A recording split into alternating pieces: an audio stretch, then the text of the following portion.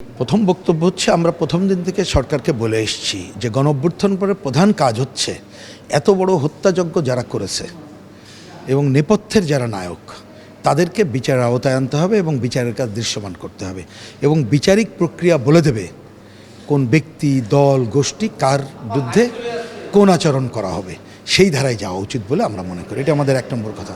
2 নম্বর আমাদের বক্তব্য হচ্ছে, আমরা সাধারণভাবে নির্বাহী আদেশে কোনো দল সংগঠন এইটাকে নিষিদ্ধ করে ভালো ফল হয় এমনটি আমরা মনে করি না।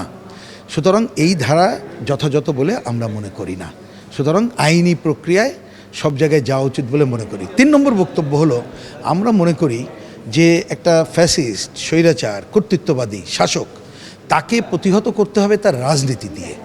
রাজনীতি যদি মোকাবেলা না করি, অতীতে আমাদের উদাহরণ আছে, তারা কিন্তু মানুষের সিম্প্যাথি অর্জন করে এবং তারা অনেক সময় দেখা যায় এইটাকেই যেন একটা কি বলবো যে অজুহাত হিসাবে ব্যবহার করে একটা জনসমর্থন পায়, যেটা আমাদের জন্য খুব ভালো ফল বয়ে আনে বলে আমরা মনে করি না।